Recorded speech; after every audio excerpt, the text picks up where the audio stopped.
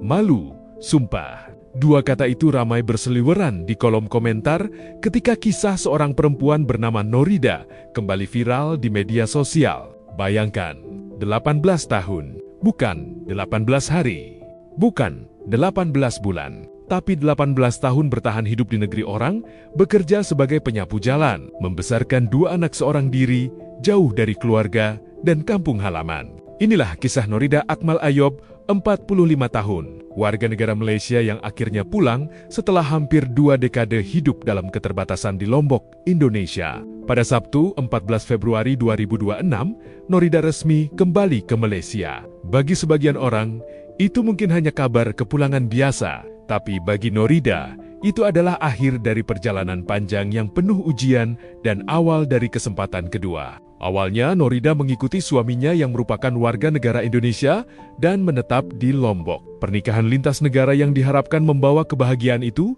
ternyata tidak bertahan lama. Hubungan tersebut berakhir. Dan sejak saat itu, Norida harus menghadapi realitas yang jauh dari bayangan awal. Ia tinggal di negeri orang, tanpa keluarga, tanpa jaringan dukungan yang kuat.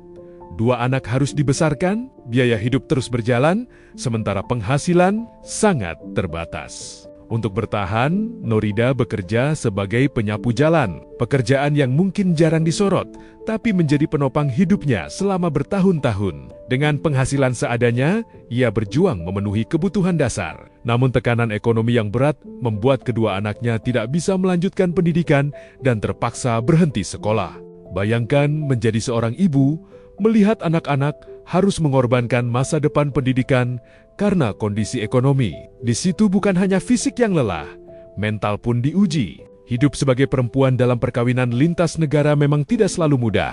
Ketika semuanya berjalan baik, mungkin terasa biasa saja. Tapi ketika perpisahan terjadi, situasinya bisa berubah drastis. Tanpa perlindungan hukum yang kuat, tanpa akses ekonomi memadai, dan tanpa keluarga di dekatnya, Norida berada dalam posisi yang sangat rentan. Hampir 2 dekade ia menjalani hidup dalam keterasingan sosial dan tekanan finansial. Sampai akhirnya, kisahnya sampai ke keluarga di Malaysia. Laporan diajukan dan pemerintah Malaysia melalui Kementerian Luar Negeri, Wisma Putra, serta Kedutaan Besar Malaysia di Indonesia segera mengambil langkah.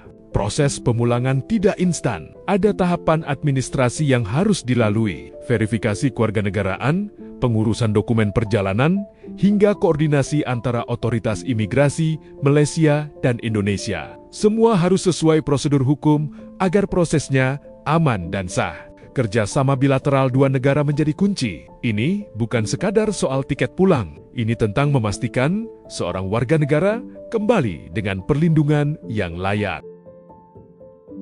Sebenarnya keluarga Puan Norida Akmal binti Ayob telah menghubungi saya selaku ahli parlimen untuk membantu mengambil langkah-langkah bagi membawa pulang yang kini berada di Lombok, Indonesia. Latar belakangnya, Puan Norida ini sebenarnya berkahwin dengan seorang lelaki daripada Lombok, Indonesia, dan dibawa untuk tinggal di Lombok sejak lebih daripada 18 tahun lalu. Namun demikian, jodohnya tak panjang, kemudian mereka pisah. Akhirnya Puan Norida bersama dengan anaknya ditinggalkan kebiar di Lombok, dan saya dimaklumkan bahawa beliau tinggal bersama anak perempuan yang lahir di Malaysia dengan Kedutaan Besar Malaysia di Indonesia, Immigration Malaysia di Indonesia. Kita membuat hubungan dengan immigration di Indonesia. Oleh kerana Puan Norida ini tidak ada apa-apa dokumen, hanya ada pasport Malaysia saja, sama dengan anaknya Muhammad Fatih, ada pasport Malaysia, namun kedua dokumen kenaan telah tidak lagi boleh digunakan kerana telah luput tarikh. Keadaan beliau di sana sangat takut sekali, terbiar, tidak ada saudara mara, menumpang dan menyewa di rumah yang sangat baik. Ia sangat menyedihkan. Sebab itu saya harap rakyat Malaysia berhati-hati dalam tahun seperti ini. Hasrat keluarga Puan Norida Akmal binti Ayob daripada Tampung Keris Api yang terpisah lebih daripada 18 tahun. Malam ini tepat dibawa balik ke tanah air sendiri, sama dengan salah seorang daripada anaknya. Pertama-tamanya saya berterima kasih kepada Datuk Fangsul yang telah menolong saya untuk pulang ke Malaysia dengan selamatnya, dan kepada pihak kedutaan di Malaysia juga, dan serta pada makcik saya Kulsum Ahmad yang telah membuat saya dapat pulang ke Malaysia dengan selamatnya. Ya, saya ucapkan terima kasih, berbanyak-banyak terima kasih kerana telah menolong saya pulang dengan selamatnya ke Malaysia. Proses ini juga mengambil masa yang juga panjang, beberapa bulan juga kita berusaha, dan alhamdulillah pertamanya kita mendapat kerjasama baik daripada Ruka Kudra dan tentunya kedutaan besar Malaysia di Jakarta, Malaysia.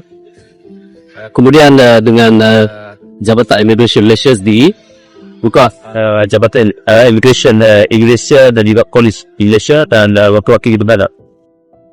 Dan ketika kabar kepulangannya menyebar, media sosial langsung ramai. Berdasarkan pantauan dari kolom komentar Instagram Naudats, banyak warganet Indonesia memberikan apresiasi kepada pemerintah Malaysia. Ada yang menulis, luar biasa, pemerintah Malaysia. Ada yang berkomentar, beruntung sekali warga Malaysia. Bahkan, ada yang menyebut langkah ini sebagai contoh perlindungan negara terhadap warganya. Namun di sisi lain, muncul juga komentar bernada kritik dan refleksi sosial. Malu sumpah, tulis salah satu akun.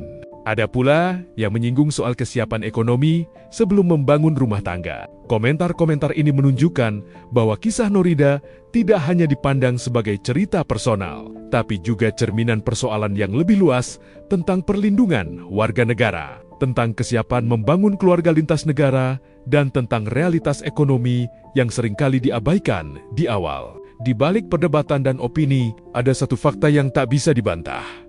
Seorang ibu telah bertahan 18 tahun dalam kondisi sulit demi anak-anaknya. Dan kini, ia akhirnya kembali ke kampung halamannya di Lenggong, Malaysia. Bukan hanya pulang secara geografis, tapi pulang secara emosional ke pelukan keluarga yang lama terpisah. Kisah ini menjadi pengingat penting bahwa peran perwakilan diplomatik bukan sekadar simbol hubungan antar negara, tetapi jaring pengaman bagi warga yang menghadapi persoalan sosial dan ekonomi di luar negeri. Kasus Norida juga membuka mata tentang kerentanan perempuan dalam perkawinan lintas negara. Ketika hubungan berakhir, dampaknya tidak hanya emosional, tetapi juga administratif dan finansial. Tanpa persiapan matang dan perlindungan hukum yang jelas, risiko bisa berkepanjangan. Sekarang, setelah hampir 2 dekade, Norida mendapatkan kesempatan kedua, kesempatan untuk menata ulang hidup, kesempatan untuk memperbaiki masa depan anak-anaknya, kesempatan untuk memulai lagi dari titik yang mungkin tak pernah ia bayangkan sebelumnya. Di balik angka 18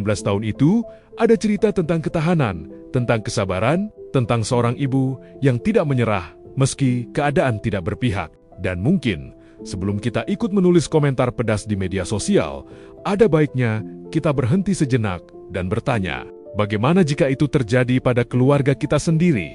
Karena pada akhirnya, ini bukan hanya tentang Norida, ini tentang bagaimana negara melindungi warganya, tentang bagaimana keputusan hidup membawa konsekuensi panjang, dan tentang bagaimana harapan tetap bisa tumbuh, bahkan setelah 18 tahun dalam keterbatasan. Satu hal yang pasti, perjalanan Norida belum selesai. Tapi kali ini, ia memulainya dengan dukungan yang lebih kuat dan harapan yang jauh lebih besar. Untuk untuk kedutaan ya dari Malaysia, terima kasih atas kerjasamanya untuk bisa membawa Norida pulang kembali. Yang sekian tahun di sini, kami mengucapkan terima kasih banyak-banyak dan semoga selamat sampai tujuan dan ketemu lagi sama keluarganya di sana. Itu aja.